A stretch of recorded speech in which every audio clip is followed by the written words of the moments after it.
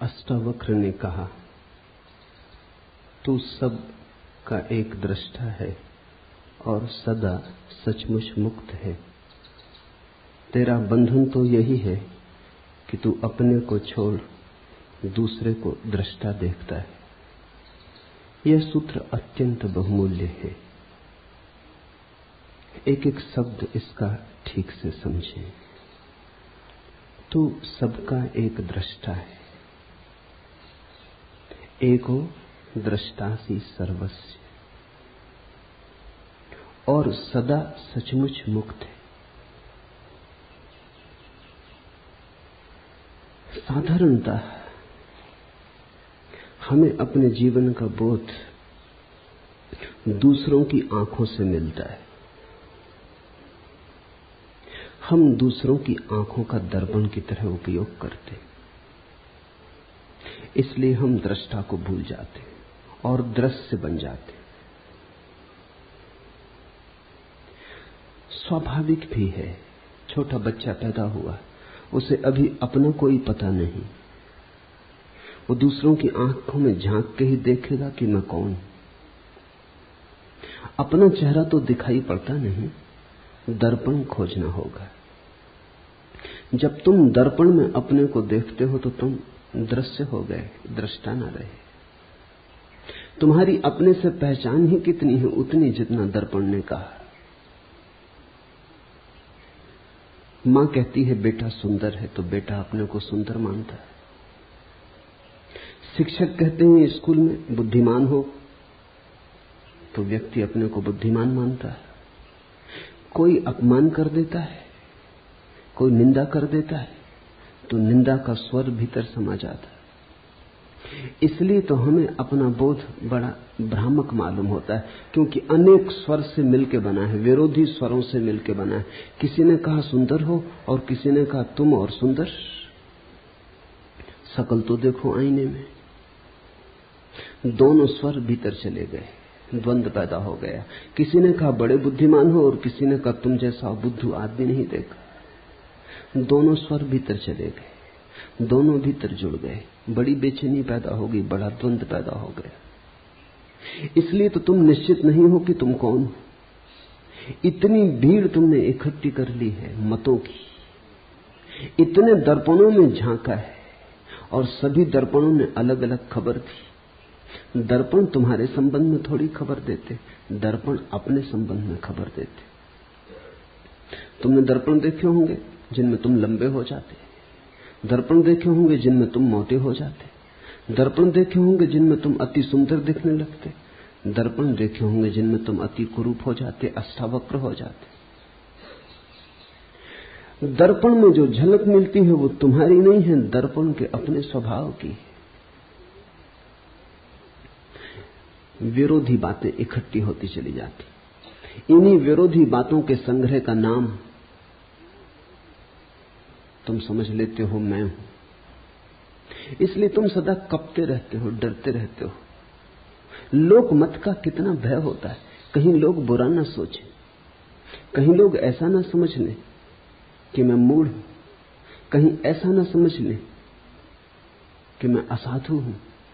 लोग कहीं ऐसा ना समझ लें, क्योंकि लोगों के द्वारा ही हमने अपनी आत्मा निर्मित की है। गुरुजीएफ अपने शिष्यों से कहता था, अगर तुम्हें आत्मा को जानना हो तो तुम्हें लोगों को छोड़ना होगा। ठीक कहता था। सदियों से यही सद्गुरुओं ने कहा है। अगर तुम्हें स्वयं को पहचानना हो तो तुम्हें दूसरों की आंखों में देखना बंद कर देना होगा। मेरे देखे बहुत से खोजी, सत्य के अन्वेषक समाज को छोड़कर चले गए। उसका कारण ये नहीं था कि समाज में रह के सत्य को पाना असंभव। उसका कारण इतना ही था, समाज में रह के स्वयं की ठीक ठीक छवि जाननी बहुत कठिन है। यहां लोग खबर दिए ही चले जाते हैं कि तुम कौन हो। तुम पूछो न पूछो, सब तरफ से झलकें आती ही रहती हैं कि तुम कौन हो। और हम धीरे धीरे इन्हीं झलकों के लिए जीने लगते। मैंने सुना एक राजनेता मरा, उसकी पत्नी 2 वर्ष पहले मर गई थी। जैसे ही राजनेता मरा, उसकी पत्नी ने उस दूसरे लोग के द्वार पर उसका स्वागत किया, लेकिन राजनेता ने कहा भी मैं भीतर ना आऊंगा, जरा मुझे मेरी अर्थी के साथ राजघाट तक हो आने दो। पत्नी ने कहा अब क्या सार है, वहां तो देह पड़ी रह गई, मिट्टी है। उसने कहा कि मिट्टी नहीं, इतना तो देख लेने तो कितने लोग विदा करने आए। राजनेता और उसकी पत्नी भी अर्थी के साथ साथ, किसी को तो दिखाई ना पड़ते थे पर उनको अर्थी दिखाई पड़ती थी। चले, बड़ी भीड़ थी, अखबार नवीस थे, फोटोग्राफर थे, झंडे झुकाए गए थे, फूल सजाए गए थे, मिलिट्री के ट्रक पर रखी अर्थी थी, बड़ा सम्मान दिया जा रहा था, तोपें आगे पीछे थी, सैनिक चल रहे थे। गदगद हो उठा राजनेता। पत्नी ने कहा इतने प्रसन्न क्या हो रहे हो? उसने कहा अगर मुझे पता होता कि मरने पर इतनी भीड़ आएगी तो मैं पहले कभी का मर गया होता, तो हम पहले ही न मर गए होते, इतने दिन क्यों राह देखते? इतनी भीड़ मरने पर आए, इसी के लिए तो जिए। भीड़ के लिए लोग जीते हैं, भीड़ के लिए लोग मरते हैं। दूसरे क्या कहते हैं ये इतना मूल्यवान हो गया है कि तुम पूछते ही नहीं कि तुम कौन हो। दूसरे क्या कहते हैं उन्हीं की कतरन छांट छांट के इकट्ठी अपनी तस्वीर बना लेते। वो तस्वीर बड़ी डमाडोल रहती, क्योंकि लोगों के मन बदलते रहते, और फिर लोगों के मन ही नहीं बदलते रहते, लोगों के कारण भी बदलते रहते। कोई आके तुमसे कह गया कि आप बड़े साधु पुरुष हैं, उसका कुछ कारण है, खुशामद कर गया। साधु पुरुष तुम्हें मानता कौन है? अपने को छोड़ के इस संसार में कोई किसी को साधु पुरुष नहीं मानता। तुम अपनी ही सोचो ना, तुम अपने को छोड़ के किसको साधु पुरुष मानते हो? कभी कभी कहना पड़ता है, जरूरतें, जिंदगी है, अड़चने, झूठे को सच्चा कहना पड़ता है, दुर्जन को सज्जन कहना पड़ता है, कुरूप को सुंदर की तरह प्रशंसा करनी पड़ती, स्तुति करनी पड़ती, खुशामद करनी पड़ती। खुशामद इसलिए तो इतनी बहुमूल्य है। खुशामद के चक्कर में लोग क्यों आ जाते? मूड से मूड आदमी से भी कहो कि तुम महाबुद्धिमान हो तो वो भी इंकार नहीं करता, क्योंकि उसको अपना तो कुछ पता नहीं। तुम जो कहते हो वही सुनता है, तुम जो कहते हो वही हो जाता है। तो उनके कारण बदल जाते। कोई कहता है सुंदर हो, कोई कहता है असुंदर हो, कोई कहता है भले हो, कोई कहता है बुरे हो। ये सब इकट्ठा होता चला जाता है, और इन विपरीत मतों के आधार पर तुम अपनी आत्मा का निर्माण कर लेते हो। तुम ऐसी बैलगाड़ी पर सवार हो जिसमें सब तरफ बैल जुते, जो सब दिशाओं में एक साथ जा रही, तुम्हारे अस्थि पंजर ढीले हुए जा रहे, तुम सिर्फ घसीटते हो, कहीं पहुंचते नहीं, पहुंच सकते नहीं। पहला सूत्र है आज का, तू सबका एक दृष्टा है और तू सदा सचमुच मुक्त है। व्यक्ति दृश्य नहीं है, दृष्टा है। दुनिया में 3 तरह के व्यक्ति हैं। वे जो दृश्य बन गए, वे सबसे ज्यादा अंधेरे में। दूसरे वे जो दर्शक बन गए, वे पहले से थोड़े ठीक है लेकिन कुछ बहुत ज्यादा अंतर नहीं। तीसरे वे जो दृष्टा बन गए। तीनों को अलग अलग समझ लेना जरूरी है।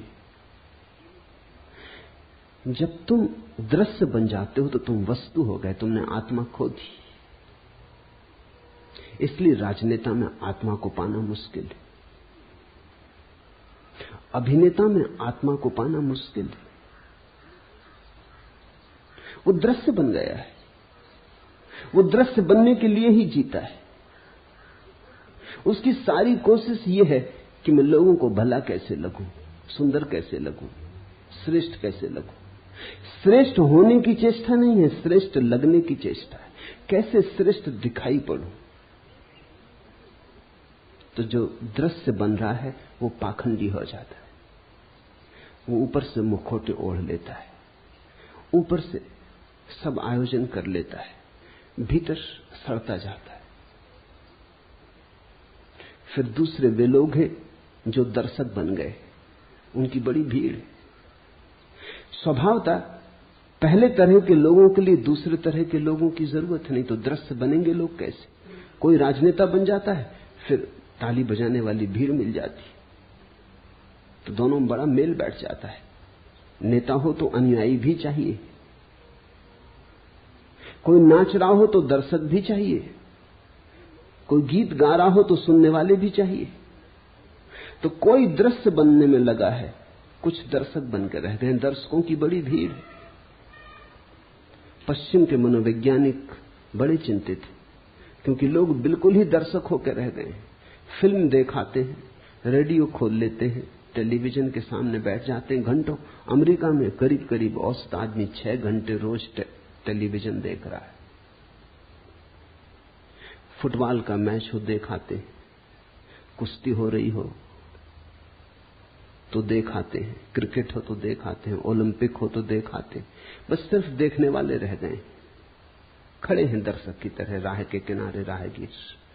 जीवन का जुलूस निकल रहा है, तुम देख रहे हो।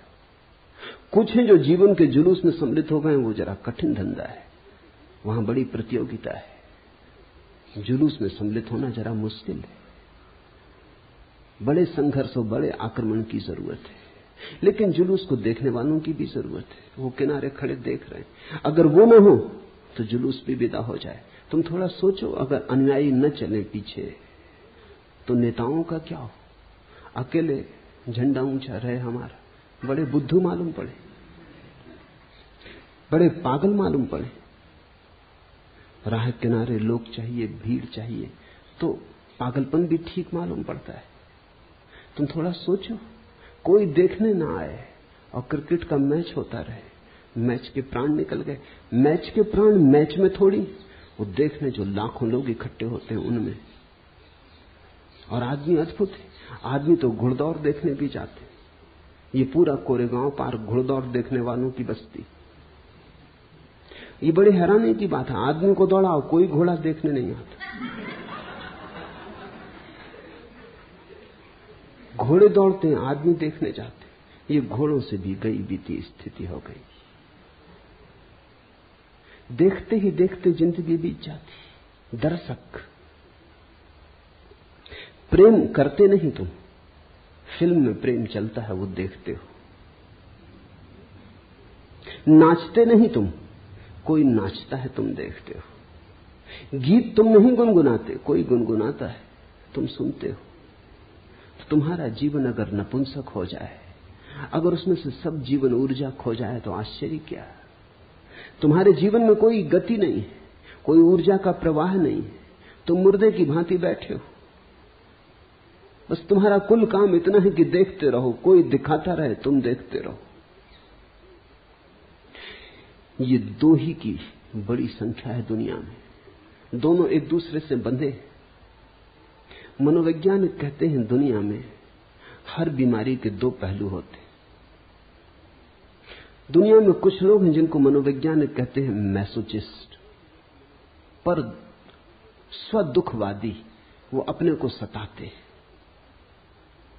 और दुनिया में दूसरा एक वर्ग है जिसको मनोवैज्ञानिक कहते हैं सैडिस्ट, पर दुखवादी, दूसरे को सताते। दोनों की जरूरत है, इसलिए दोनों जब मिल जाते हैं तो बड़ा राग रंग चलता है। मनोवैज्ञानिक कहते हैं कि अगर पति दूसरों को सताने वाला हो और स्त्री खुद को सताने वाली हो, तो इससे बढ़िया जोड़ा और दूसरा नहीं होता। स्त्री अपने को सताने में मजा लेती है, पति दूसरे को सताने में मजा लेता है। राम मिलाई जोड़ी, कोई अंधा कोई कोढ़ी, मिल गए, बिल्कुल मिल गए, बिल्कुल ठीक बैठ गए। हर बीमारी के दो पहलू होते, दृश्य और दर्शक एक ही बीमारी के दो पहलू। स्त्रियां आमतौर से दृश्य बनना पसंद करती, पुरुष आमतौर से दर्शक बनना पसंद करते। मनोवैज्ञानिकों की भाषा में स्त्रियों को वो कहते हैं एग्जिबिशनिस्ट, नुमाइशी। उनका सारा रस नुमाइश बनने में। मुल्ला नसरुद्दीन मक्खियां मार रहा था, बहुत मक्खियां हो गई, तो पत्नी ने कहा इनको हटाओ। आईने के पास मक्खियां मार रहा था, बोला कि एक जोड़ा, 2 मादाएं बैठी। पत्नी ने कहा हद हो गई, तुमने पता कैसे चलाया कि नर हैं कि मादाएं? उन्होंने कहा घंटे भर से आईने पे बैठी हैं, मादाएं होनी चाहिए। नर को आईने के पास क्या करना? स्त्रियां आईने से छूट ही नहीं पाती। आईना मिल जाए तो चुंबक की तरह खींच लेता है। सारी जिंदगी आईने के सामने बीत रही है, कपड़ों में, वस्त्रों में, सजावट में, श्रृंगार में। और बड़ी हैरानी की बात है, इतने सज धज के निकलती हैं, फिर कोई धक्का दे तो नाराज होती, कोई धक्का ना दे तो भी दुखी होंगी, क्योंकि धक्का देने के लिए इतना सज धजने का इंसान था, नहीं तो प्रयोजन क्या था? पति के सामने स्त्रियां नहीं सजती, पति के सामने तो वो भैरवी बनी बैठी रहती, क्योंकि वहां धक्का मुक्का समाप्त हो चुका है। लेकिन घर के बाहर जाएं तब बड़ी तैयारी करती है, वहां दर्शक मिलेंगे, वहां दृश्य बनना है। मनुष्य को, पुरुष को मनोवैज्ञानिक कहते हैं वोयूर। उसकी सारी नजर देखने में, उसका रस देखने में। स्त्रियों को देखने में रस नहीं, दिखाने में रस। इसलिए तो स्त्री पुरुषों का जोड़ा बैठ जाता, बीमारी के 2 पहलू बिल्कुल एक साथ बैठ जाते। और ये दोनों ही अवस्थाएं रुग्ण हैं। अष्टावक्र कहते हैं मनुष्य का स्वभाव दृष्टा का है, न तो दृश्य बनना है और न दर्शक। अब कभी तुम ये भूल मत कर लेना, कई बार मैंने देखा है कुछ लोग ये भूल कर लेते हैं, वो समझते हैं दर्शक हो गए तो दृष्टा हो गए। इन दोनों शब्दों में बड़ा बुनियादी फर्क है। भाषा कोश में शायद फर्क ना हो, वहां दर्शक और दृष्टा का एक ही अर्थ होगा, लेकिन जीवन के कोश में बड़ा फर्क है। दर्शक का अर्थ है दृष्टि दूसरे पर है, और दृष्टा का अर्थ है दृष्टि अपने पर है। दृष्टि देखने वाले पर है तो दृष्टा, और दृष्टि दृश्य पर है तो दर्शक। बड़ा क्रांतिकारी भेद है, बड़ा बुनियादी भेद है। जब तुम्हारी नजर दृश्य पर अटक जाती है और तुम अपने को भूल जाते हो तो दर्शक। जब तुम्हारी दृष्टि से सब दृश्य विदा हो जाते हैं, तुम ही तुम रह जाते हो, जागरण मात्र रह जाता, होश मात्र रह जाता, तो दृष्टा। तो दर्शक तो तुम तब हो जब तुम बिल्कुल विस्मृत हो गए, तुम अपने को भूल ही गए, नजर लग गई। वहां सिनेमा हॉल में बैठे हो, 3 घंटे के लिए अपने को भूल जाते हो, याद ही नहीं रहती कि तुम कौन हो। दुख सुख चिंताएं सब भूल जाती, इसलिए तो भीड़ वहां पहुंचती। जिंदगी में बड़ा दुख है, चिंता है, परेशानी, कहीं चाहिए भूलने का उपाय। लोग बिल्कुल एकाग्र चित्त हो जाते, बस ध्यान उनका लगता ही फिल्म में। वहां देखते हैं पर्दे पे कुछ भी नहीं है, छायाएं डोल रही, मगर लोग बिल्कुल एकाग्र चित्त हैं। बीमारी भूल जाती, चिंता भूल जाती, बुढ़ापा भूल जाता, मौत भी आती हो तो भूल जाती। लेकिन दृष्टा नहीं हो गए हो तुम, फिल्म में बैठ के दर्शक हो गए, भूल ही गए अपने को।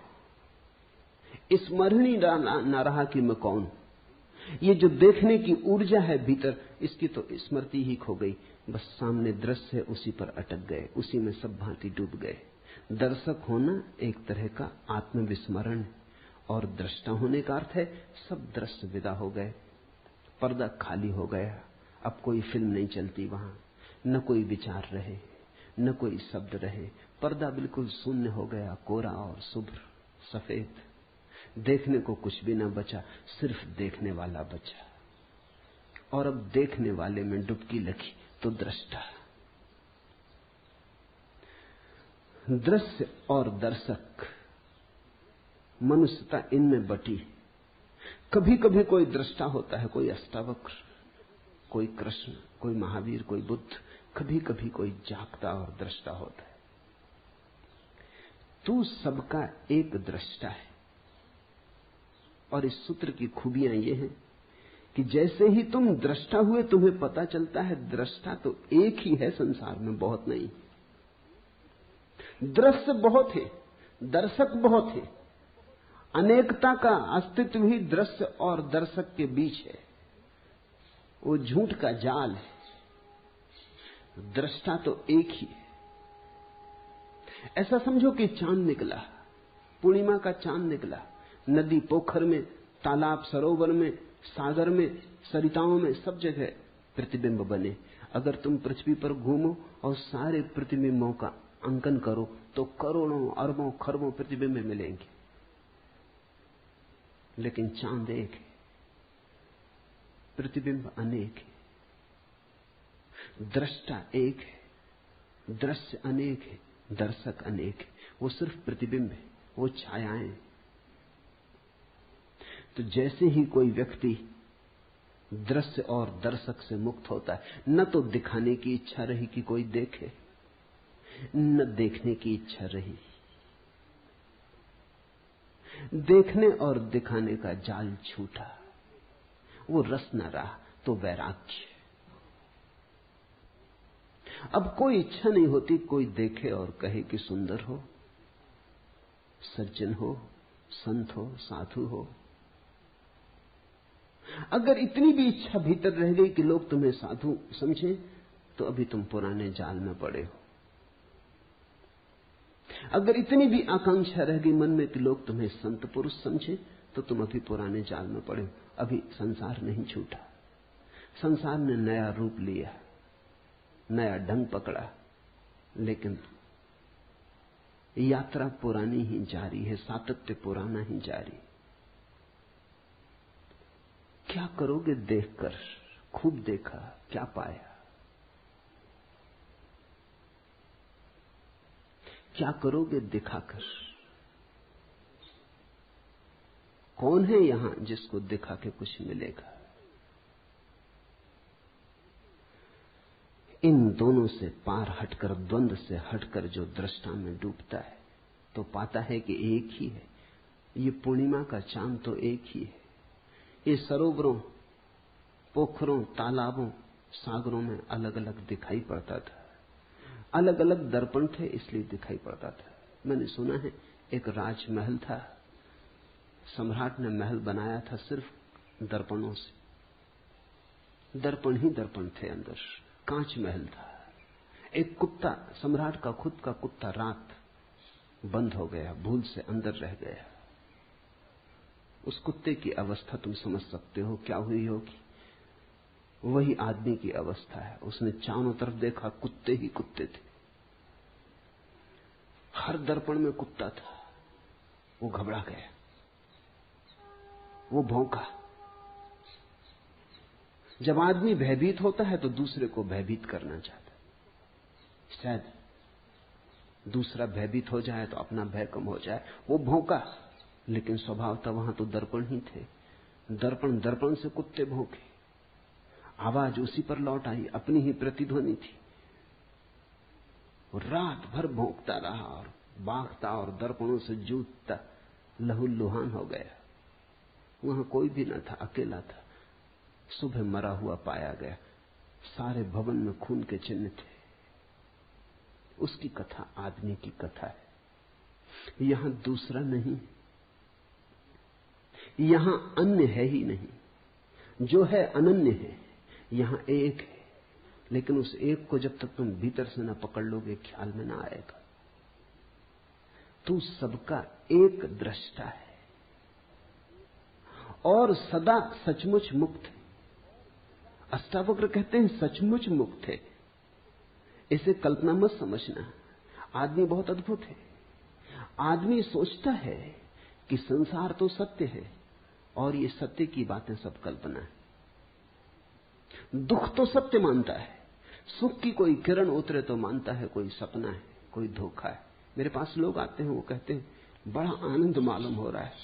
शक होता है ये कहीं भ्रम तो नहीं। दुख में इतने जन्मों जन्मों तक रहे कि भरोसा ही खो गया कि आनंद हो भी सकता है। आनंद असंभव मालूम होने लगा है। रोने का अभ्यास ऐसा हो गया है, दुख का ऐसा अभ्यास हो गया है, कांटों से ऐसी पहचान हो गई कि फूल अगर दिखाई भी पड़े तो भरोसा नहीं आता, लगता है सपना है, आकाश कुसुम, होगा नहीं, हो नहीं सकता। इसलिए अष्टावक्र कहते हैं सचमुच मुक्त है, व्यक्ति बंधा नहीं। बंधन असंभव है क्योंकि केवल परमात्मा है, केवल एक है।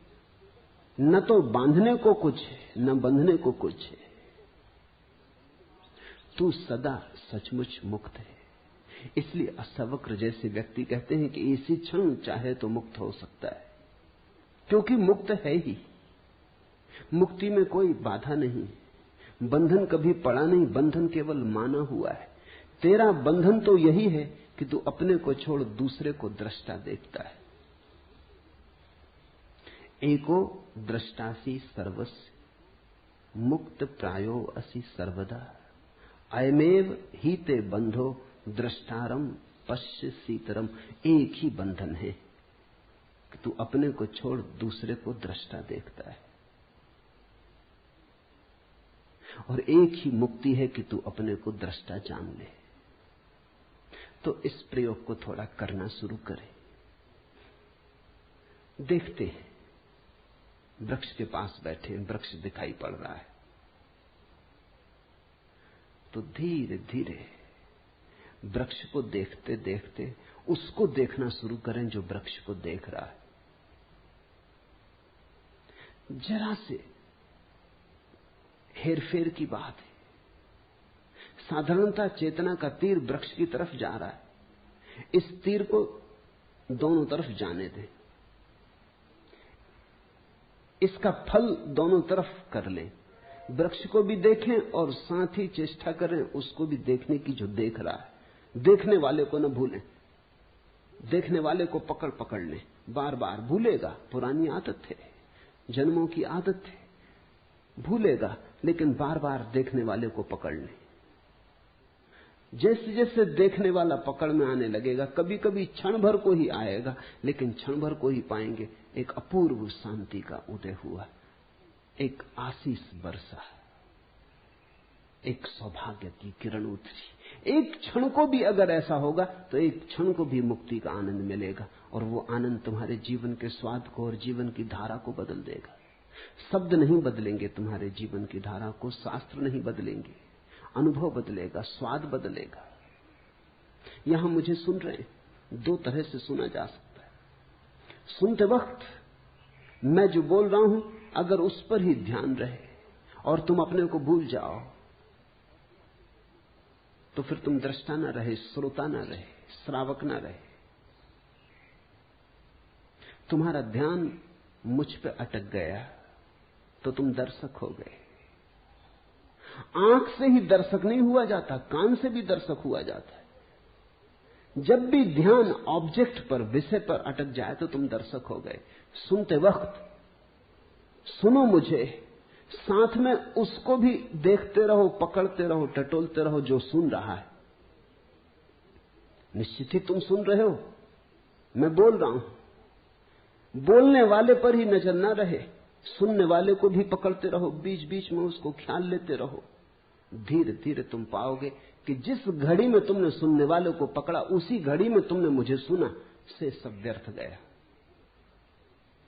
जब तुम सुनने वाले को पकड़ के सुनोगे तब जो मैं कह रहा हूं वही तुम्हें सुनाई पड़ेगा, और अगर तुमने सुनने वाले को नहीं पकड़ा है तो तुम न मालूम क्या क्या सुन लोगे जो मैंने ना तो कहा ना अष्टावक्र ने कहा। तब तुम्हारा मन बहुत से जाल बुन लेगा, तुम बेहोश हो। बेहोशी में तुम कैसे होश की बातें समझ सकते हो? ये बातें होश की हैं, ये बातें किसी और दुनिया की हैं।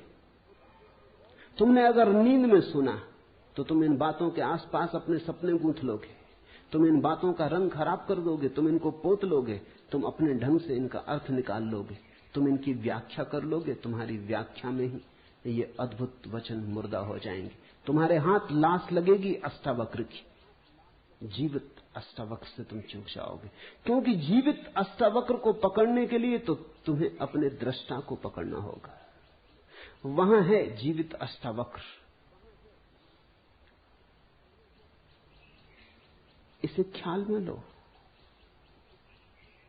सुनते हो मुझे, सुनते सुनते उसको भी सुनने लगो जो सुन रहा है। तीर दोहरा हो जाए, मेरी तरफ हो तुम्हारी तरफ भी हो। अगर मैं भूल जाऊं तो कोई हर्जा नहीं, लेकिन तुम नहीं भूलने चाहिए। और एक ऐसी घड़ी आती है जब ना तो तुम रह जाते न मैं रह जाता। एक ऐसी परम शांति की घड़ी आती है जब दो नहीं रह जाते, एक ही बचता है। तुम ही बोल रहे हो, तुम ही सुन रहे हो, तुम ही देख रहे हो, तुम ही दिखाई पड़ रहे हो। उस घड़ी के लिए ही इशारा अष्टावक्र कर रहे हैं कि वो एक है दृष्टा और सदा सचमुच मुक्त है। बंधन स्वप्न जैसा है। आज रात तुम पूना में सोओगे, लेकिन नींद में तुम कलकत्ते में हो सकते हो, दिल्ली में हो सकते हो, काठमांडू में हो सकते हो, कहीं भी हो सकते हो। सुबह जाग के फिर तुम अपने को पूना में पाओगे। सपने में अगर काठमांडू चले गए तो लौटने के लिए कोई हवाई जहाज से यात्रा नहीं करनी पड़ेगी, न ट्रेन पकड़नी पड़ेगी, न पैदल यात्रा करनी पड़ेगी। यात्रा करनी ही नहीं पड़ेगी। सुबह आंख खुलेगी और तुम पाओगे कि पूना में हो। सुबह तुम पाओगे तुम कहीं गए ही नहीं, सपने में गए थे। सपने में जाना कोई जाना है। बंधन तो एक ही है तेरा कि तू अपने को छोड़ दूसरे को दृष्टा देखता है। एक ही बंधन है कि हमें अपना होश नहीं, अपने दृष्टा का होश नहीं। एक तो ये अर्थ है इस सूत्र का, एक और भी अर्थ है, वो भी ख्याल में ले लेना चाहिए। साधारणतः अष्टावक्र के ऊपर जिन्होंने भी कुछ लिखा है उन्होंने दूसरा ही अर्थ किया है, इसलिए वो दूसरा अर्थ भी समझ लेना जरूरी है। वो दूसरा अर्थ भी ठीक है, दोनों अर्थ साथ साथ ठीक है। तेरा बंधन तो यही है कि तू अपने को छोड़ दूसरे को दृष्टा देखता है। तुम मुझे सुन रहे हो, तुम सोचते हो कान सुन रहा है, तुम मुझे देख रहे हो, तुम सोचते हो आंख देख रही। आंख क्या देखेगी? आंख को दृष्टा समझ रहे हो तो भूल हो गई। देखने वाला तो आंख के पीछे, सुनने वाला तो कान के पीछे। तुम मेरे हाथ को छुओ तो तुम सोचोगे तुम्हारे हाथ ने मेरे हाथ को छुआ, गलती हो रही। छूने वाला तो हाथ के भीतर छिपा है। हाथ क्या छुएगा? कल मर जाओगे, लाश पड़ी रह जाएगी, लोग हाथ पकड़े बैठे रहेंगे, कुछ भी ना छुएगा। लाश पड़ी रह जाएगी, आंख खुली पड़ी रहेगी, सब दिखाई पड़ेगा और कुछ भी दिखाई ना पड़ेगा। लाश पड़ी रह जाएगी, संगीत होगा, बैंड बाजे बजेंगे, कान पर चोट भी लगेगी, झंकार भी आएगी, लेकिन कुछ भी सुनाई ना पड़ेगा। जिसे सुनाई पड़ता था, जिसे दिखाई पड़ता था, जिसे स्पर्श होता था, स्वाद होता था, वो जा चुका। इंद्रियां नहीं अनुभव लाती, इंद्रियों के पीछे छिपा हुआ कोई। तो दूसरा अर्थ इस सूत्र का है कि तुम अपने को ही दृष्टा जानना, शरीर को मत जान लेना, आंख को, कान को, इंद्रियों को मत जान लेना, भीतर की चेतना को ही दृष्टा जानना।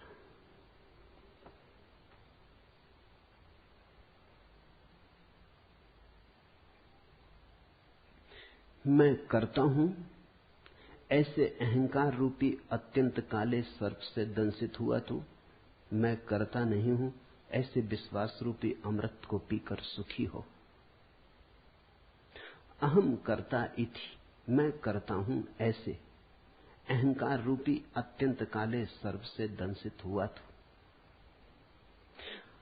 हमारी मान्यता ही सब कुछ है। हम मान्यता के सपने में पड़े, हम अपने को जो मान लेते हैं वही हो जाते। ये बड़ी विचार की बात है। ये पूरब के अनुभव का सार निचोड़ है। हमने जो मान लिया है अपने को वही हम हो जाते। तुमने अगर कभी किसी सम्मोहनविद को, हिप्नोटिस्ट को प्रयोग करते देखा हो तो तुम चौंके होगे। अगर वो किसी व्यक्ति को सम्मोहित करके कह देता है पुरुष को कि तुम स्त्री हो, और फिर कहता है उठो चलो, तो वो आदमी स्त्री की तरह चलने लगता है। बहुत कठिन है स्त्री की तरह चलना, उसके लिए खास तरह का शरीर का ढांचा चाहिए। स्त्री की तरह चलने के लिए गर्भ की खाली जगह चाहिए पेट में, अन्यथा कोई स्त्री की तरह चल नहीं सकता। या बहुत अभ्यास करे तो चल सकता है। लेकिन कोई सम्मोहनविद किसी को सुला देता है बेहोशी में, वो कहता है उठो, तुम स्त्री हो पुरुष नहीं, चलो, वो स्त्री की तरह चलने लगता है। वो उसे प्याज पकड़ा देता है और कहता है ये सेव है, नाश्ता कर लो। वो प्याज का नाश्ता कर लेता है और उससे पूछो कैसा स्वाद, वो कहता है बड़ा स्वादिष्ट।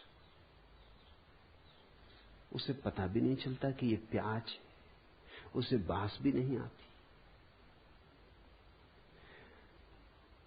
सम्मोहन विदों ने अनुभव किया है, और अब तो ये वैज्ञानिक तथ्य है, इस पर बहुत प्रयोग हुए हैं।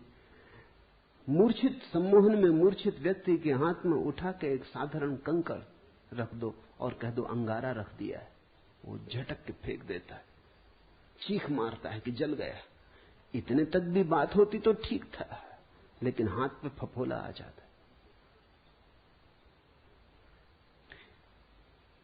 तुमने खबर सुनी होगी लोगों की कि जो आग पर चल लेते हैं, वो भी सम्मोहन की गहरी अवस्था है। अगर तुमने ऐसा मान लिया कि नहीं जलूंगा, तो आग भी नहीं जलाती। मानने की बात है, अगर जरा भी संदेह रहा तो मुश्किल हो जाएगी, तो जल जाओगे। ऐसा बहुत बार हुआ है कि कुछ लोग सिर्फ हिम्मत करके चले गए कि जब इतने लोग चल रहे हैं तो हम भी चल लेंगे, लेकिन भीतर संदेह का कीड़ा था, वो जल गए। ऑक्सफोर्ड यूनिवर्सिटी में इस पर प्रयोग किया गया। लंका से कुछ बौद्ध भिक्षु बुलाए गए थे चलने के लिए। वो बुद्ध पूर्णिमा को हर वर्ष बुद्ध की स्मृति में आग पर चलते। वो बात बिल्कुल ठीक है, बुद्ध की स्मृति में आग पर चलना चाहिए, क्योंकि बुद्ध की कुल स्मृति इतनी है कि तुम देह नहीं हो। तो जब हम देह ही नहीं है तो आग हमें कैसे जलाएगी? कृष्ण ने गीता में कहा है, न आग तुझे जला सकती, न शस्त्र तुझे छेद सकते। नैनम छिदंती शस्त्राणि नाहम दहती पावका। नहीं आग तुझे जलाएगी, नहीं शस्त्र तुझे छेद सकते। तो बुद्ध पूर्णिमा के दिन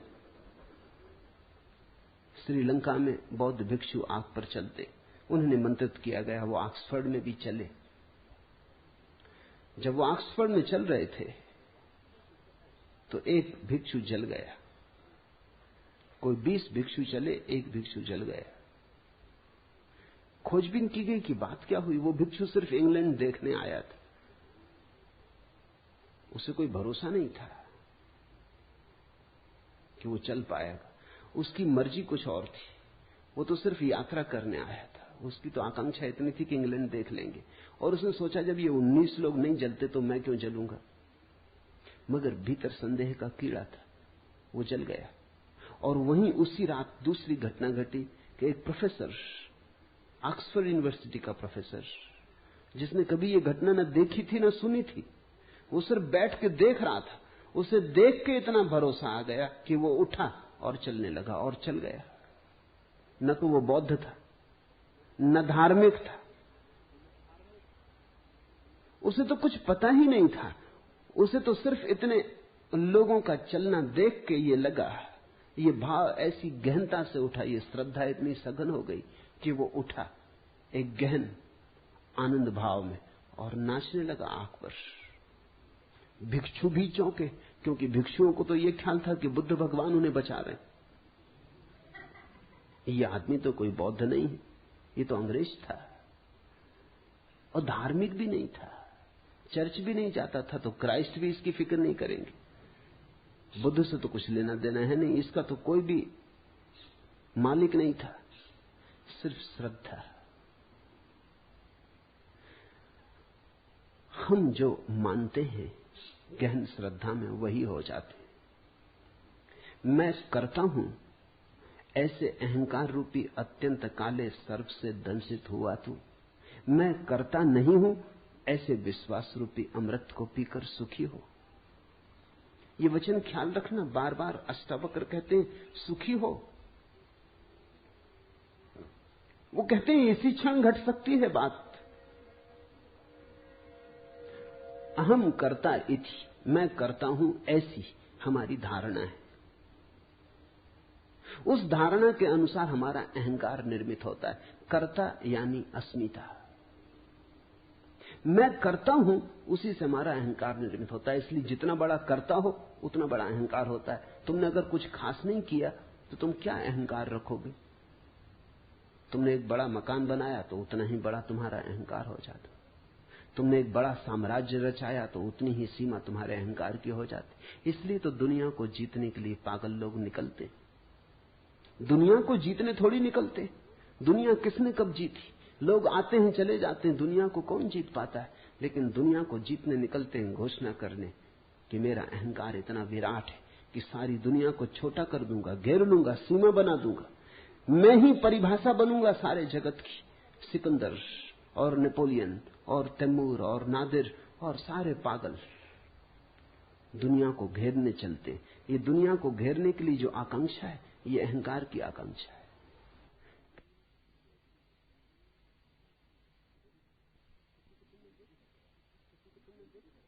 किसी को तुमने देखा मंत्री हो गया या मुख्यमंत्री हो गया, तब उसकी चाल देखी, फिर पद पर नहीं रहा तब उसको देखा, ऐसी खराब हालत हो जाती पद से उतर के। आदमी वही है, बल खो जाता है। वो जो अहंकार का विष था, जो गति दे रहा था, नशा दे रहा था, वो चाल में जो मस्ती आ गई थी, सिर ऊंचा उठ गया था, रीढ़ सीधी हो गई थी, वो सब खो जाता। क्या हो गया? एक क्षण पहले इतना बल मालूम होता था, एक क्षण बाद ऐसा निर्बल हो गया। राजनीतिक पदों से उतर के ज्यादा दिन जिंदा नहीं रहते। राजनीतिक जब तक जीतते हैं तब तक बलशाली रहते हैं, जैसे ही हारने लगते वैसे ही बल खो जाता। मनोवैज्ञानिक कहते हैं कि लोग रिटायर होकर जल्दी मर जाते। 10 साल का फर्क पड़ता है, थोड़ा बहुत फर्क नहीं। जो आदमी 80 साल जीता, वो जब 60 साल में रिटायर हो जाता तो 70 में मर जाता है। वो 80 साल जी सकता था, कोई और कारण न था मरने का, लेकिन मरने का एक कारण मिल गया कि जब तुम कलेक्टर थे, कमिश्नर थे, पुलिस इंस्पेक्टर थे या कांस्टेबल ही सही, स्कूल के मास्टर ही सही। स्कूल के मास्टर की भी अकल होती, उसकी भी एक दुनिया होती। 30-40 लड़कों पर तो रोब बांधे ही रखता है, उनको तो दबाए ही रखता है, वहां तो सम्राट ही होता है। कहते हैं जब औरंगजेब ने अपने बाप को कारागृह में बंद कर दिया तो उसके बाप ने कहा कि मुझे यहां मन नहीं लगता, तू एक काम कर, 30-40 छोटे छोटे लड़के भेज दे, तुम एक मदरसा खोल दो। कहते हैं औरंगजेब ने कहा कि बाप जेल में तो पड़ गया है, लेकिन पुरानी सम्राट होने की अकड़ नहीं जाती, तो 30-40 लड़कों पे ही अब मालकियत करेगा। उसने इंतजाम कर दिया। छोटा छोटा स्कूल का मास्टर भी 30-40 लड़कों की दुनिया में तो राजा है। बड़े से बड़े राजा को भी इतना बल कहां होता है। कहो उठो तो उठते हैं लोग, कहो बैठो तो बैठते हैं लोग, सब उसके हाथ में। स्कूल का मास्टर ही सही, कलेक्टर हो, डिप्टी कलेक्टर हो, मिनिस्टर हो, कोई भी हो, जैसे ही रिटायर होता है वैसे ही बल खो जाता। अब कोई रास्ते पर नमस्कार नहीं करता, अब कहीं भी उसकी कोई सार्थकता नहीं मालूम होती, वो फिजूल मालूम पड़ता है, जैसे कूड़े के ढेर पर फेंक दिया गया या कबाड़ खाने में डाल दिया गया। अब उसकी कहीं कोई जरूरत नहीं, जहां भी जाता है लोग उसको सहते हैं, मगर उनके भाव से पता चलता है कि अब जाओ भी, क्षमा करो, अब यहां किस लिए चले आए, अब दूसरा काम करने तो। वे ही लोग जो उसकी खुशामद करते थे रास्ते से कन्नी काट जाते, वे ही लोग जो उसके पैर दाबते थे अब दिखाई नहीं पड़ते। अचानक उसके अहंकार का गुब्बारा सिकुड़ जाता है, जैसे गुब्बारा फूट गया, हवा निकलने लगी, पंचर हो गया, सिकुड़ने लगता है। जीने में कोई अर्थ नहीं मालूम होता, मरने की आकांक्षा पैदा होने लगती। वो सोचने लगता है अब मर ही जाऊं, क्योंकि अब क्या सहार। रिटायर होकर लोग जल्दी मर जाते क्योंकि उनके जीवन का सारा बल तो उनके साम्राज्यों में था, कोई हेड क्लर्क था तो 10-5 क्लर्कों को ही सता रहा था। इससे कोई फर्क नहीं पड़ता कि तुम कौन हो, तुम चपरासी सही। मगर चपरासी की भी अकड़ होती, जब जाओ दफ्तर में अंदर तो चपरासी को बैठो, स्टूल पे ही बैठा है बाहर, लेकिन उसकी अकड़ देखो, कहता ठहरो। मुल्ला नसरुद्दीन कांस्टेबल का काम करता था, एक महिला को तेजी से कार चलाते हुए पकड़ लिया, जल्दी से निकाली नोटबुक, लिखने लगा। महिला ने कहा, सुनो, बेकार लिखा पढ़ी मत करो, मेयर मुझे जानते। मगर वो लिखते ही रहा। महिला ने कहा कि सुनते हो कि नहीं, चीफ मिनिस्टर भी मुझे जानते। मगर वो लिखते ही रहा। आखिर महिला ने आखिरी दांव मारा, उसने कहा, सुनते हो कि नहीं, इंदिरा गांधी भी मुझे जानती। मुल्ला ने कहा, बकवास बंद करो, मुल्ला नसरुद्दीन तुम्हें जानता है। उस महिला ने कहा, कौन मुल्ला नसरुद्दीन, मतलब? उसने कहा, मेरा नाम मुल्ला नसरुद्दीन, अगर मैं जानता हूं तो कुछ हो सकता है, बाकी कोई भी जानता रहे, भगवान भी तुम्हें जानता हो। ये रिपोर्ट लिखी जाएगी, ये मुकदमा चलेगा। हर आदमी की अपनी अकड़ है, कांस्टेबल की भी अपनी अकड़ है, उसकी भी अपनी दुनिया है, अपना राज्य, उसके भीतर फंसे कि वो सताएगा। अहंकार जीता है उस सीमा पर जो तुम कर सकते हो। इसलिए तुम देखना, अहंकारी आदमी हां कहने में बड़ी मजबूरी अनुभव करता है। तुम अपने में ही निरीक्षण करना। ये मैं कोई दूसरों को जांचने के लिए तुम्हें मापदंड नहीं दे रहा हूं, तुम अपना ही आत्मविश्लेषण करना। नहीं कहने में मजा आता है, क्योंकि नहीं कहने में बल मालूम पड़ता है। बेटा पूछता है मां से कि जरा बाहर खिलाऊं, वो कहता नहीं नहीं, अभी बाहर खेलने में कुछ हर्जा भी नहीं है। बाहर नहीं खेलेगा बेटा तो कहां खेलेगा? और मां भी जानती है कि जाएगा ही वो, थोड़ा शोरगुल मचाएगा, वो भी अपना बल दिखलाएगा, बलों की टक्कर होगी, थोड़ी राजनीति चलेगी, वो चीख पुकार मचाएगा, बर्तन पटकेगा, तब वो कहेगी अच्छा जा बाहर खेल। लेकिन वो जब कहेगी जा बाहर खेल, तब ठीक है, तब उसकी आज्ञा से जा रहा है।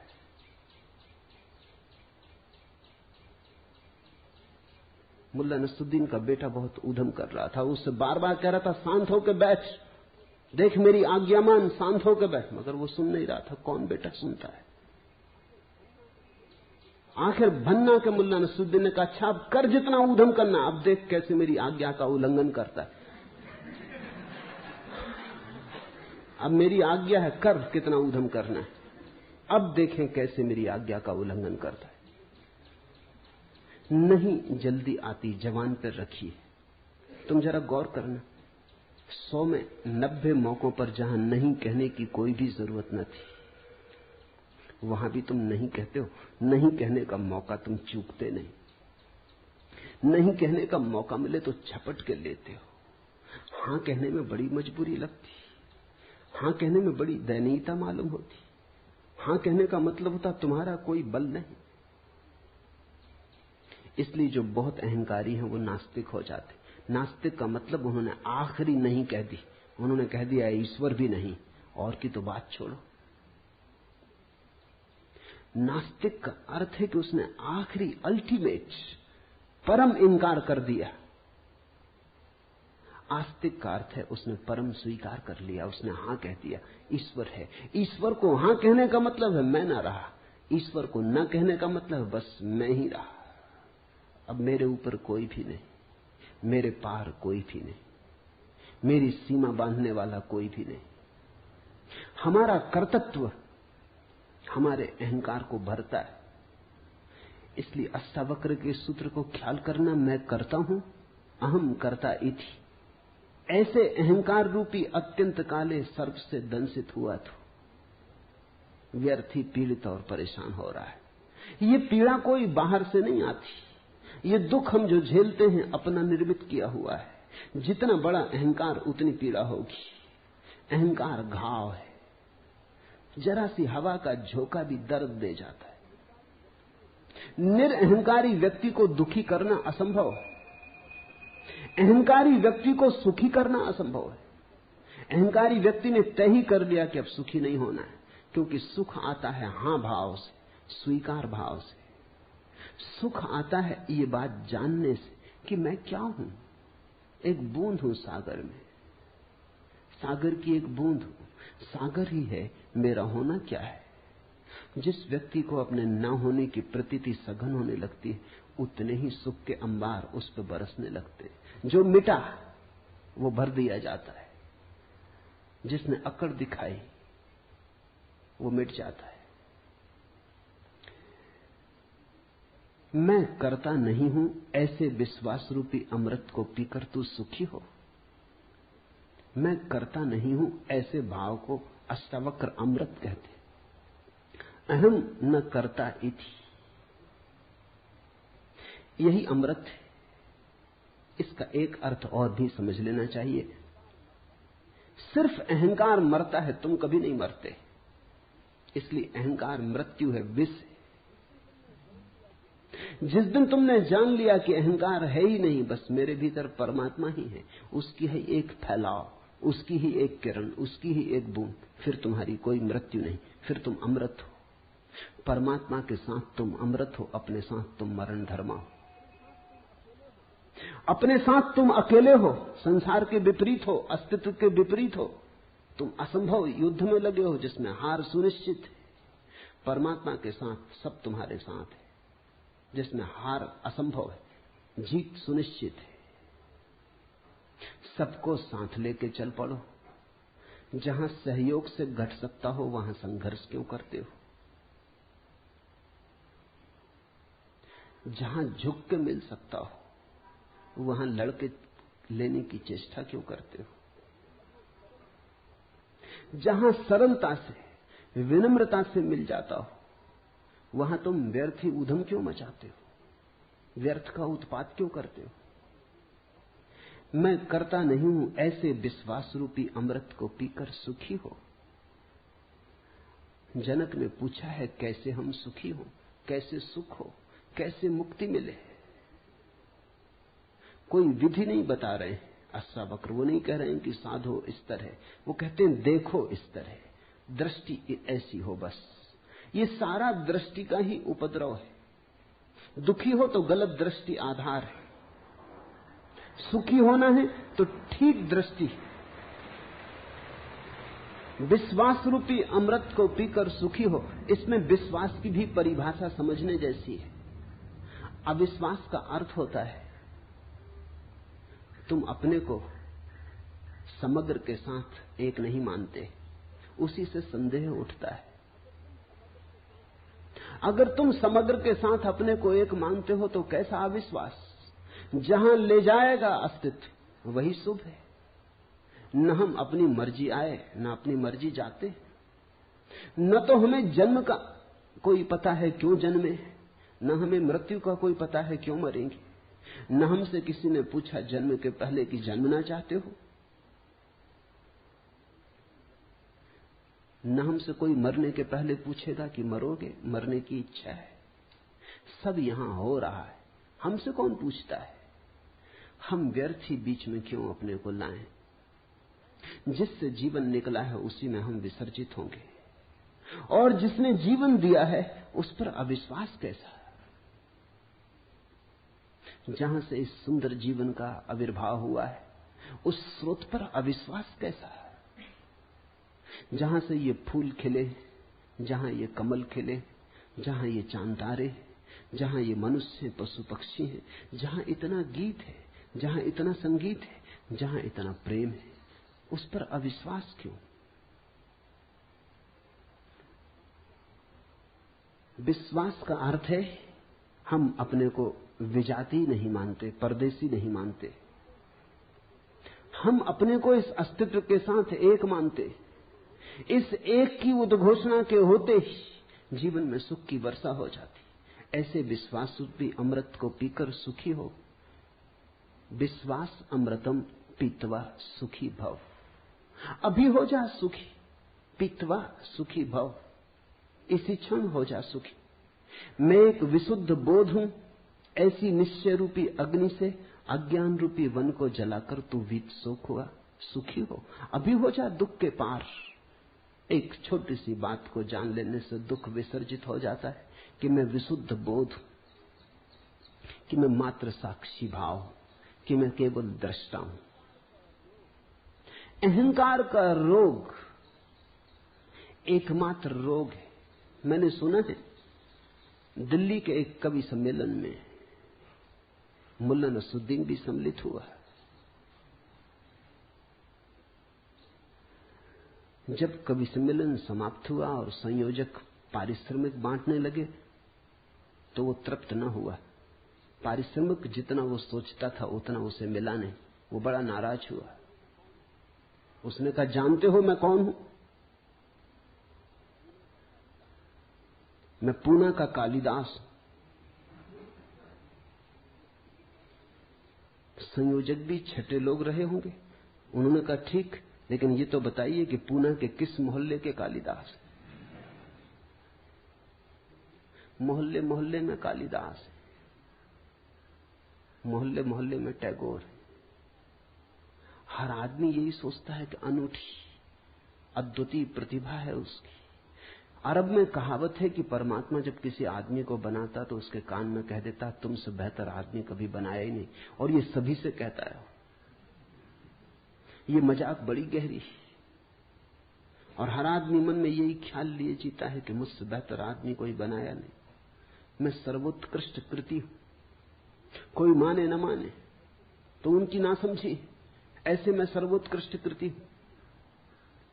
इस दंभ में जीता आदमी बड़े दुख पाता है, क्योंकि इस दंभ के कारण वो बड़ी अपेक्षाएं करता है जो कभी पूरी नहीं होंगी। उसकी अपेक्षाएं अनंत हैं, जीवन बहुत छोटा है। जिसने भी अपेक्षा बांधी वो दुखी होगा। इस जीवन को एक और ढंग से भी जीने की कला है, अपेक्षा शून्य, बिना कुछ मांगे जो मिल जाए उसके प्रति धन्यवाद से भरे हुए कृतज्ञ भाव से। वही आस्तिक की प्रक्रिया है। जो तुम्हें मिला है वो इतना है, मगर तुम उसे देखो तब ना। मैंने सुना है एक आदमी मरने जा रहा था। जिस नदी के किनारे वो मरने गया, एक सूफी फकीर बैठा हुआ था। उसने कहा, क्या कर रहे हो? वो कूदने को ही था। उसने कहा, रोको मत, बहुत हो गया, जिंदगी में कुछ भी नहीं, सब बेकार है। जो चाहा नहीं मिला, जो नहीं चाहा वही मिला। परमात्मा मेरे खिलाफ, तो मैं भी क्यों स्वीकार करूं ये जीवन? उस फकीर ने कहा, ऐसा करो, एक दिन के लिए रुक जाओ, फिर मर जाना। इतनी जल्दी क्या? तुम कहते हो तुम्हारे पास कुछ भी नहीं। उसने कहा, कुछ भी नहीं। कुछ होता तो मरने क्यों आता? उस फकीर ने कहा, तुम मेरे साथ आओ, इस गांव का राजा मेरा मित्र है। वो ले गया फकीर को। फकीर उसे ले गया। उसने सम्राट के कान में कुछ कहा। सम्राट ने कहा, 1 लाख रुपए दूंगा। उस आदमी ने इतनी सुना, फकीर ने क्या कहा कान में वो नहीं सुना। सम्राट ने कहा, 1 लाख रुपए दूंगा। फकीर आया और उस आदमी के कान में बोला कि सम्राट तुम्हारी दोनों आंखें 1 लाख रुपए में खरीदने को तैयार है, बेचते हो? उसने कहा, क्या मतलब? आंख और बेच दूं? लाख रुपए में 10 लाख दे तो भी नहीं देने वाला। तो सम्राट के पास फिर गया। उसने कहा, अच्छा 11 लाख देंगे। उस आदमी ने कहा, छोड़ो जी, ये धंधा करने नहीं, आंख बेचेंगे क्यों? फकीर ने कहा, कान बेचोगे, नाक बेचोगे? ये सम्राट हर चीज खरीदने को तैयार है और जो दाम मांगो देने को तैयार। उसने कहा, नहीं, ये धंधा हमें करने नहीं है, बेचेंगे क्यों? उस फकीर ने कहा, जरा देख, आंख तू 11 लाख में भी बेचने को तैयार नहीं, और रात तू मरने जा रहा था और कह रहा था कि मेरे पास कुछ भी नहीं। जो मिला है वो हमें दिखाई नहीं पड़ता। जरा इन आंखों को तो ख्याल करो, ये कैसा चमत्कार है। आंख चमड़ी से बनी, चमड़ी का ही अंग है, लेकिन आंख देख पाती, कैसी पारदर्शी। असंभव संभव हुआ है। ये कान सूंघ पाते संगीत को, पक्षियों के कलरव को, हवाओं के मरमर को, सागर के शोर को। ये कान सिर्फ चमड़ी और हड्डी से बने। ये चमत्कार तो देखो। तुम हो, ये इतना बड़ा चमत्कार है कि इससे बड़ा और कोई चमत्कार क्या तुम सोच सकते हो? इस हड्डी मांस मज्जा की देह में चैतन्य का दिया जल रहा है। जरा इस चैतन्य के दिए का मूल्य तो आंको। नहीं, लेकिन तुम्हारी इस पर कोई दृष्टि नहीं। तुम कहते हो हमें 100 रुपए की नौकरी मिलनी चाहिए थी, 90 रुपए की मिली, मरेंगे, आत्महत्या कर लेंगे। कि होना चाहिए था मिनिस्टर, केवल डिप्टी मिनिस्टर हो पाए, नहीं जिएंगे। कि मकान बड़ा चाहिए था, छोटा मिला, कोई सार रहने का नहीं। कि दिवाला निकल गया, कि बैंक में खाता खाली हो गया, अब जीने में सार क्या है। कि एक स्त्री चाहिए थी वो न मिली, कि एक पुरुष चाहा था वो न मिला, बस अब मरेंगे। जितना तुम चाहोगे उतना ही तुम्हारे जीवन में दुख होगा। जितना तुम देखोगे कि बिना चाहे कितना मिला है, अपूर्व तुम्हारे ऊपर बरसा है, अकारण तुमने कमाया क्या है? क्या थी कमाई तुम्हारी जिसके कारण तुम्हें जीवन मिले? क्या है तुम्हारा अर्जन जिसके कारण क्षण भर तुम सूरज की किरणों में नाचो, चांद तारों से बात करो? क्या है कारण? क्या है तुम्हारा बल? क्या है प्रमाण तुम्हारे बल का कि हवाएं तुम्हें छुए और तुम गुनगुनाओ, आनंद मग्न हो, कि ध्यान संभव हो सके? इसके लिए तुमने क्या किया है? यहां सब तुम्हें मिला है प्रसाद रूप, फिर भी तुम परेशान हो, फिर भी तुम कहे चले जाते हो, फिर भी तुम उदास हो। जरूर अहंकार का रोग खाए चला जा रहा है, वही सबको पकड़े हुए है। मैंने सुना है एक परिवार के सभी सदस्य फिल्मों में काम करते थे। एक बार परिवार का मुखिया अपने पारिवारिक डॉक्टर के पास आया और बोला, डॉक्टर साहब, मेरे बेटे को छूत की बीमारी, स्कारलेट फीवर, और वह मानता है कि उसने घर की नौकरानी को चूमा है। आप घबराइए नहीं, डॉक्टर ने सलाह दी, जवानी में खून जोश मारता ही है।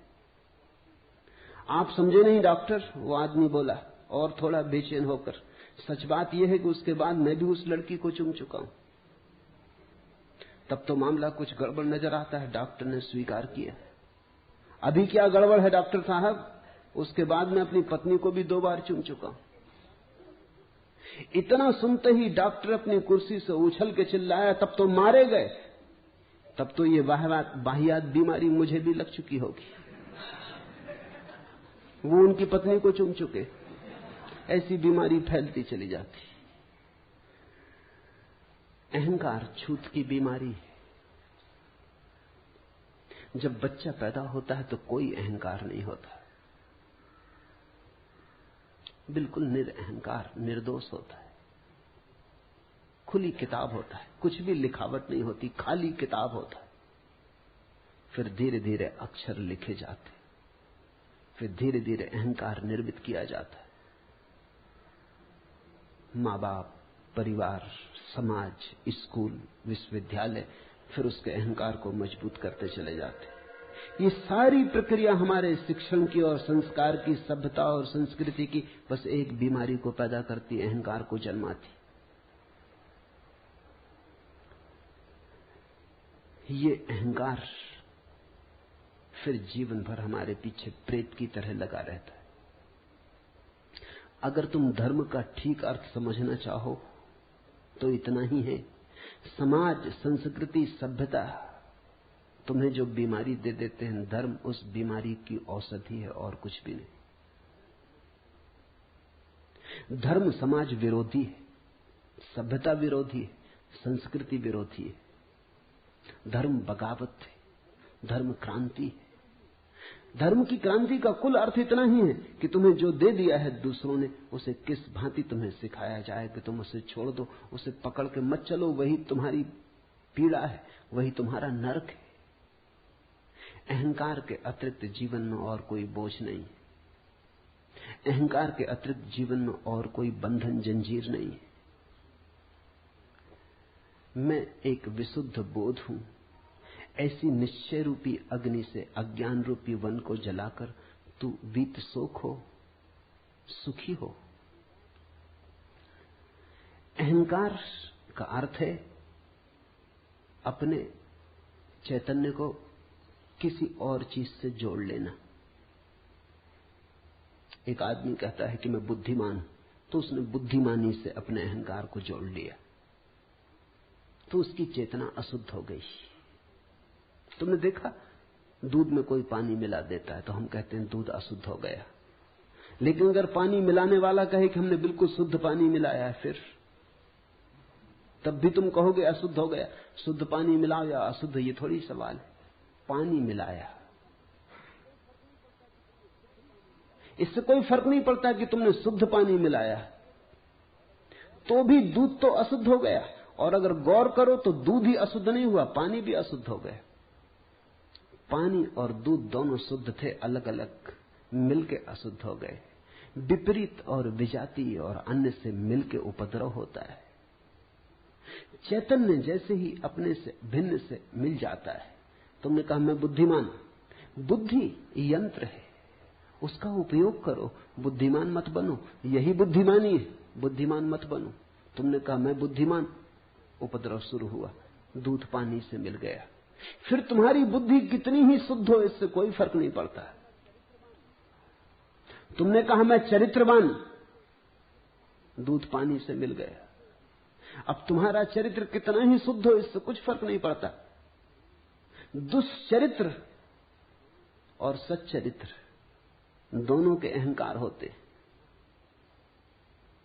मैंने सुना है एक पुरानी कहानी कि जार के जमाने में रूस में साइबेरिया में 3 कैदी बंद थे और तीनों में सदा विवाद हुआ करता था कि कौन बड़ा अपराधी, और तीनों में सदा विवाद हुआ करता था कि कौन ज्यादा दिन से जेल भोग रहा है। जेल में अक्सर ये होता है, लोग वहां भी बढ़ा चढ़ा के बताते।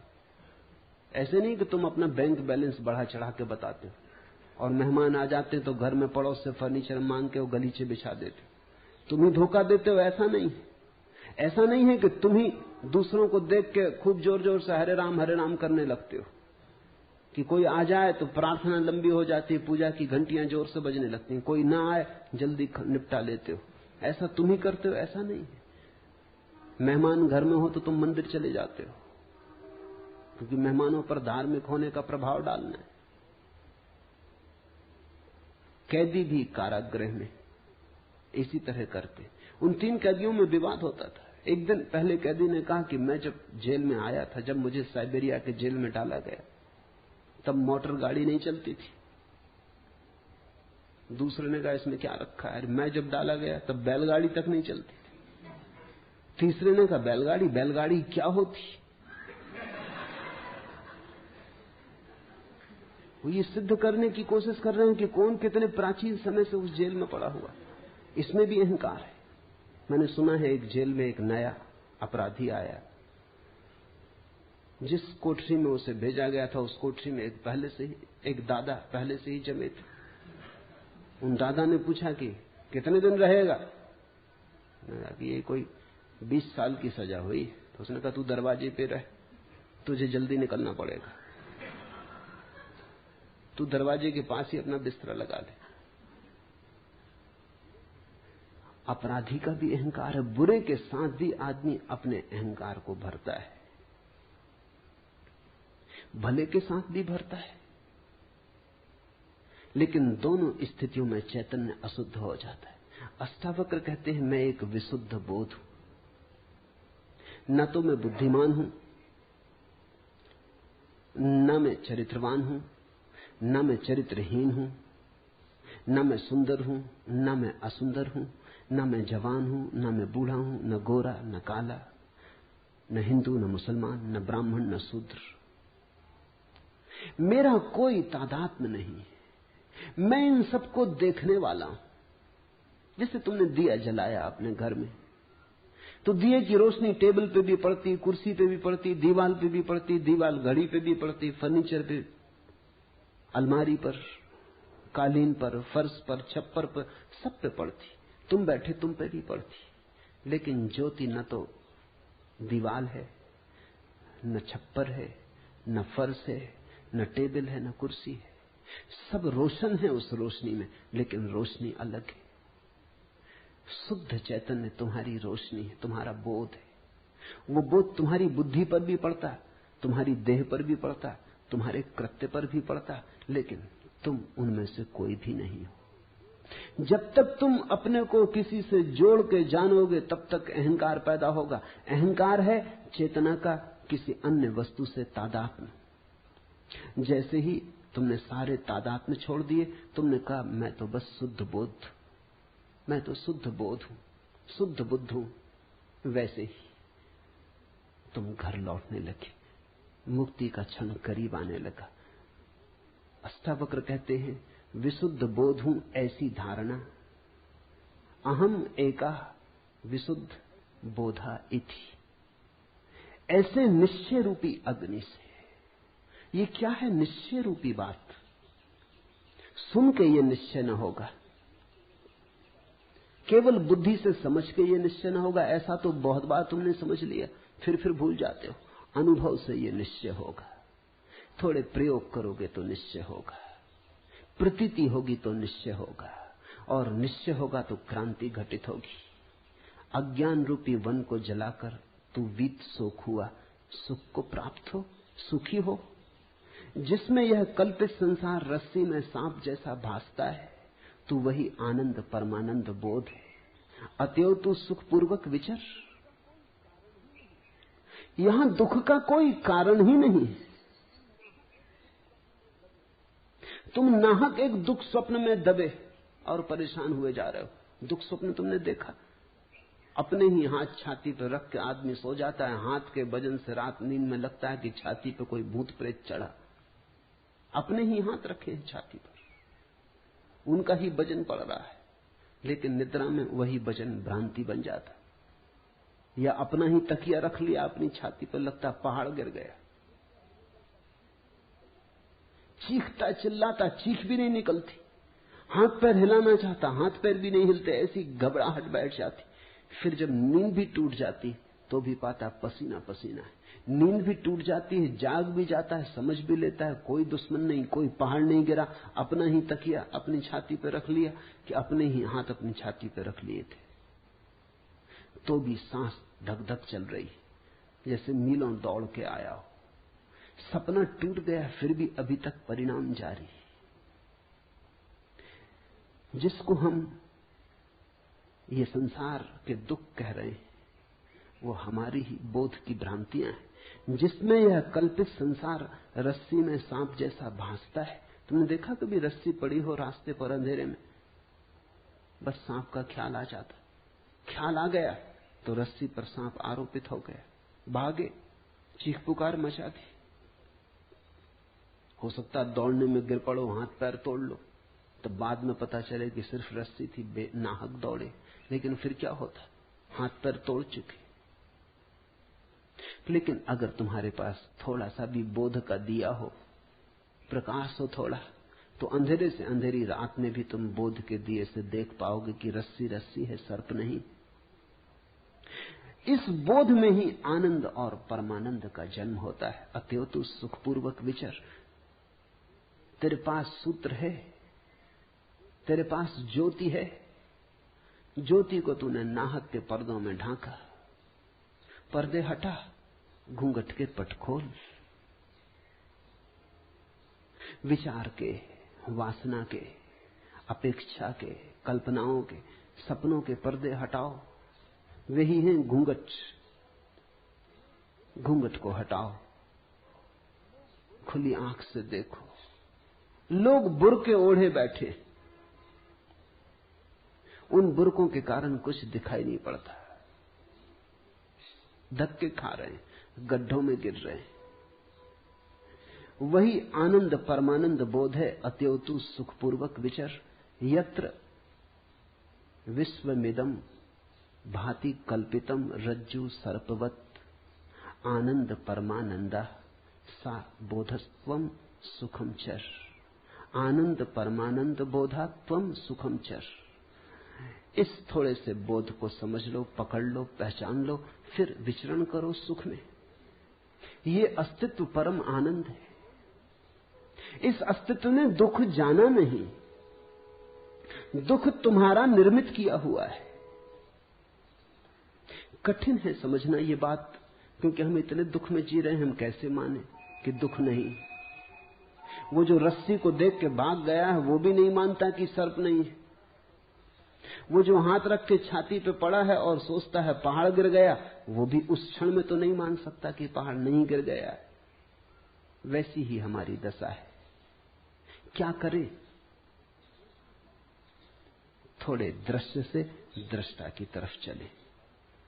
देखें सब, लेकिन देखने वाले को न भूलें। सुने सब, सुनने वाले को न भूलें। करें सब, लेकिन स्मरण रखें कि करता नहीं है। बुद्ध कहते थे चलो राह पर, और स्मरण रखो कि भीतर कोई चल नहीं रहा है, भीतर सब अचल है। ऐसा ही है भी। गाड़ी के चाक को चलते देखा, कील तो ठहरी रहती, चाक चलता जाता है। ऐसे ही जीवन का चाक चलता है, कील तो ठहरी हुई है। कील हो तुम। मुक्ति का अभिमानी मुक्त है और बद्ध का अभिमानी बद्ध, क्योंकि इस संसार में यह लोकोक्ति सच है कि जैसी मति वैसी गति। ये सूत्र मूल्यवान है। मुक्ति का अभिमानी मुक्त है। जिसने जान लिया कि मैं मुक्त हूं, वो मुक्त है। मुक्ति के लिए कुछ और करना नहीं, इतना जानना ही है कि मैं मुक्त हूं। तुम्हारे करने से मुक्ति ना आएगी, तुम्हारे जानने से मुक्ति आएगी। मुक्ति कृत्य का परिणाम नहीं, ज्ञान का फल है। मुक्ति का अभिमानी मुक्त है और बद्ध का अभिमानी बद्ध। जो सोचता है मैं बंधा हूं, वो बंधा है। जो सोचता है वो मुक्त हूं मैं, वो मुक्त है। तुम जरा करके भी देखो, एक 24 घंटे ऐसा सोच कर देखो कि चलो 24 घंटे यही सही, मुक्त हूं। 24 घंटे मुक्त रह के देख लो, तुम बड़े चकित होगे। तुम्हें खुद ही भरोसा ना आएगा कि अगर तुम सोच लो मुक्त हो तो कोई नहीं बांधने वाला है, तो तुम मुक्त हो। तुम सोच लो कि बंधा हूं तो हर चीज बांधने वाली है। मेरे एक मित्र थे, मेरे साथ प्रोफेसर थे। होली के दिन थे, भांग पी ली, रास्ते पर शोरगुल मचा दिया, हुल्लड़ कर दिया। बड़े सीधे आदमी थे। सीधे आदमी के साथ खतरा है। उसके भीतर काफी दबा पड़ा रहता। उपद्रवी नहीं थे। नाम भी उनका भोले राम था। भोले भाले आदमी थे। भोले भाले आदमी के साथ एक खतरा है, भांग वगैरह से बचना चाहिए, क्योंकि वो भोला भालापन जो ऊपर ऊपर है, भांग ने तो डुबा दिया। भीतर जो दबा पड़ा था, जिंदगी भर में जो नहीं किया था, वो सब निकल आया। वो सड़क पर गए, शोरगुल मचाया, उपद्रव कर दिया, किसी स्त्री के साथ छेड़छाड़ कर दी, पकड़ लिए गए, थाने में बंद कर दिए गए। अंग्रेजी के प्रोफेसर थे। रात कोई 2 बजे आदमी मेरे पास आया और उसने कहा कि आपके मित्र पकड़ गए, और उन्होंने खबर भेजी कि निकालो, सुबह के पहले निकालो, नहीं तो मुश्किल हो जाएगी। बामुश्किल उनको निकाल पाए। सुबह होते होते निकाल तो लाए, लेकिन वो ऐसे घबरा गए। सीधे साधे आदमी थे, वो ऐसे घबरा गए कि बस मुश्किल खड़ी हो गई। 3 महीने उन्होंने ऐसा कष्ट भोगा। सड़क से पुलिस वाला निकले कि वो छुप जाए, तो वो आ रहा पकड़ने। मेरे साथ एक ही कमरे में रहते थे। रात पुलिस वाला सीटी बजाए, वो बिस्तर के नीचे हो जाए। तुम कर क्या रहे हो? आ रहे हैं वो लोग। फिर तो हालत ऐसी बिगड़ गई कि वो न मुझे सोने देना, खुद सोए। वो कहें जगो, सुना तुमने? वो लोग हवा में खबर है, आवाज आ रही रेडियो पर, वो लोग यहां वहां से खबर भेज रहे हैं कि भोला राम कहां है। भोला राम, तुम सो जाओ। तो सो कैसे जाए, जीवन खतरे में। वो पकड़ेंगे, फाइल है मेरे खिलाफ। आखिर में इतना परेशान हो गया कि कोई रास्ता न देख के कॉलेज भी जाना उन्होंने बंद कर दिया। छुट्टी लेके घर बैठ गए। वो 24 घंटे एक ही रंग चलने लगा, जिसको मनोवैज्ञानिक पैरानॉइड कहते। वो पैरानॉइड हो गए, अपने भय से ही रचना करने लगे। भले आदमी थे, कभी सोचा भी नहीं था मैंने, लेकिन एक अनुभव हुआ कि आदमी क्या क्या कल्पना नहीं कर ले सकता है। दीवानों को वो कहें कान है, सब तरफ लोग सुन रहे हैं। कोई भी रास्ते पे चल रहा है तो वो उन्हीं को देखता हुआ चल रहा है। कोई किनारे पर खड़े होकर हंस रहा है तो वो भोला राम को देख के हंस रहा है। कोई बात कर रहा है तो वो उन्हीं के खिलाफ षड्यंत्र रच रहे हैं। सारी दुनिया उनके खिलाफ। फिर कोई उपाय न देख के मुझे एक ही रास्ता दिखाई पड़ा। एक परिचित मित्र थे, इंस्पेक्टर थे, उनको समझाया कि तुम आ जाओ एक दिन फाइल लेके। भाई फाइल हो तो हम ले आए, कोई फाइल है ना कुछ। इस आदमी ने कभी कुछ किया ही नहीं, सिर्फ एक दफा भंग पी, थोड़ा उदम मचाया, खत्म हो गई बात। अब इसमें कोई इतना शोरगुल नहीं। तो कोई भी फाइल ले आओ, कागज कोरे रख के आ जाना, मगर फाइल बड़ी होनी चाहिए, क्योंकि वो कहते हैं फाइल बड़ी और भोला राम का नाम लिखी होनी चाहिए।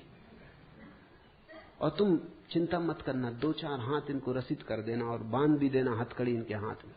और जब तक मैं तुमको 10,000 रुपया रुश्वत न दूं, इनको छोड़ने के लिए राजी मत होना, तभी शायद ये छूटे। लाना पड़ा। उन्होंने 2-4 हाथ उनको लगाए। जब उनको हाथ लगाए तब वो बड़े प्रसन्न हुए। वो कहने लगे मुझसे, अब देखो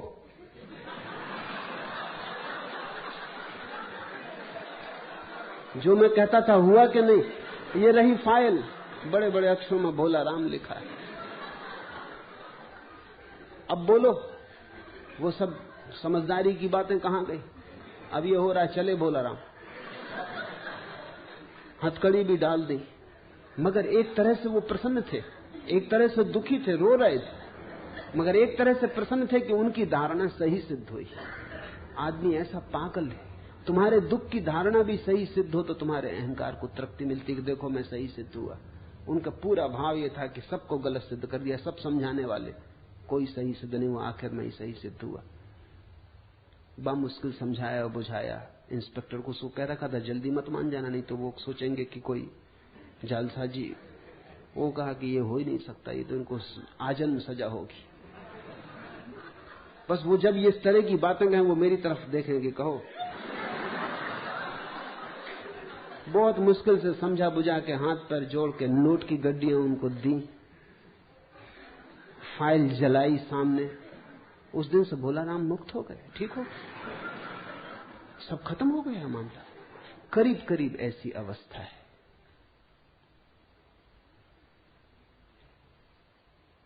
मुक्ति का अभिमानी मुक्त है और बद्ध का अभिमानी बद्ध, क्योंकि इस संसार में यह लोकोक्ति सच है कि जैसी मति वैसी गति।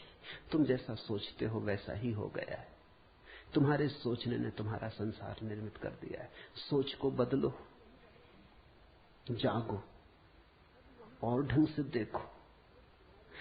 सब यही रहेगा, सिर्फ तुम्हारे देखने, सोचने, जानने के ढंग बदल जाएंगे और सब बदल जाएगा।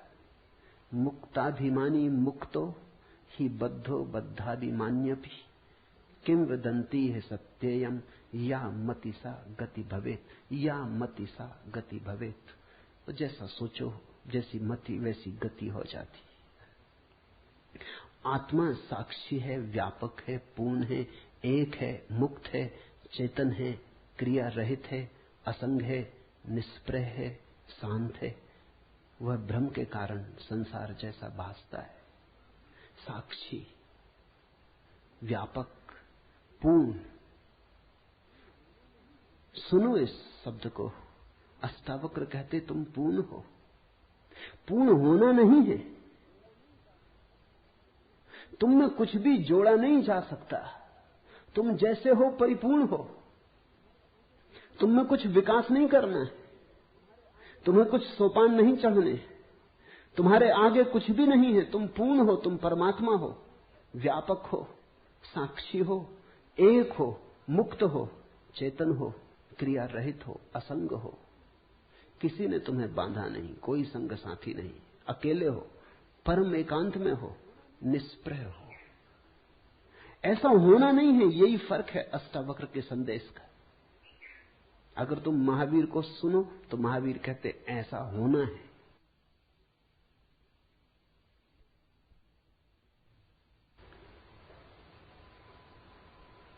अष्टावक्र कहते हैं ऐसे तुम हो। ये बड़ा फर्क है, ये छोटा फर्क नहीं। महावीर कहते हैं असंग होना है, निष्प्रह होना है, पूर्ण होना है, व्यापक होना है, साक्षी होना है। अष्टावक्र कहते हैं तुम ऐसे हो, बस जागना है, ऐसा आंख खोल के देखना है। अष्टावक्र का योग बड़ा सहज योग है। साधो सहज समाधि भली, तू कूटस्थ बोधरूप अद्वैत आत्मा का विचार कर। अहम आभास इति, मैं आभास रूप अहंकारी जीव हूं। ये तुमने जो अब तक मान रखा है ये सिर्फ आभास है। ये तुमने जो मान रखा है ये तुम्हारी मान्यता है, मति है। यद्यपि तुम्हारे आसपास भी ऐसा ही मानने वाले लोग हैं, इसलिए तुम्हारी मति को बल भी मिलता है। आखिर आदमी अपनी मति उधार लेता है, तुम दूसरों से सीखते हो। आदमी अनुकरण करता है। यहां सभी दुखी हैं, तुम भी दुखी हो गए हो। जापान में एक अद्भुत संत हुआ, होते ही जैसे ही वो ज्ञान को उपलब्ध हुआ, या कहना चाहिए जैसे ही वो जागा, वो हंसने लगा। फिर वो जीवन भर हंसता ही रहा। वो गांव गांव जाता है। होते ही को जापान में लोग हंसता हुआ बुद्ध कहते। वो बीच बाजार में खड़ा हो जाता और हंसने लगता। फिर तो उसका नाम दूर दूर तक फैल गया। लोग उसकी प्रतीक्षा करते कि होते ही कब आएगा। उसका कोई और उपदेश न था, वो बस बीच बाजार में खड़े होकर हंसता। धीरे धीरे भीड़ इकट्ठी हो जाती और लोग भी हंसने लगते। होते ही से लोग पूछते आप कुछ और कहो, वो कहता और क्या कहें, नाहक रो रहे हो, कोई हंसने वाला चाहिए जो तुम्हें हंसा दे। इतनी ही खबर लाता हूं कि हंस लो, कोई कमी नहीं है। दिल खोल के हंसो, सारा अस्तित्व हंस रहा है, तुम नाहक रो रहे हो। तुम्हारा रोना बिल्कुल निजी, प्राइवेट है, पूरा अस्तित्व हंस रहा है। चांद तारे फूल पक्षी सब हंस रहे हैं, तुम नाहक रो रहे हो। खोलो आंख, हंस लो, मेरा कोई और संदेश नहीं है। वो हंसता एक गांव से दूसरे गांव घूमता रहता। कहते उसने पूरे जापान को हंसाया और उसके पास लोगों को धीरे धीरे हंसते हंसते हंसते झलकें मिलती। वो उसका ध्यान था, वही उसकी समाधि थी। लोग हंसते हंसते धीरे धीरे अनुभव करते कि हम हंस सकते हैं, हम प्रसन्न हो सकते हैं अकारण। कारण की खोज ही गलत है। तुम जब तक कारण खोजोगे कि जब कारण होगा तब हंसेंगे, तो तुम कभी हंसोगे ही नहीं। तुमने अगर सोचा कि कारण होगा तब सुखी होंगे, तो तुम कभी सुखी ना होगे। कारण खोजने वाला और दुखी होता जाता। कारण दुख के हैं, सुख स्वभाव है। कारण को निर्मित करना पड़ता, दुख को भी निर्मित करना पड़ता। सुख है, सुख मौजूद है, सुख को प्रकट करो। यही अष्टावक्र का बार बार कहना है। बोधस्त्वम सुखम चर वीत सोखा सुखी भव विश्वासमृतम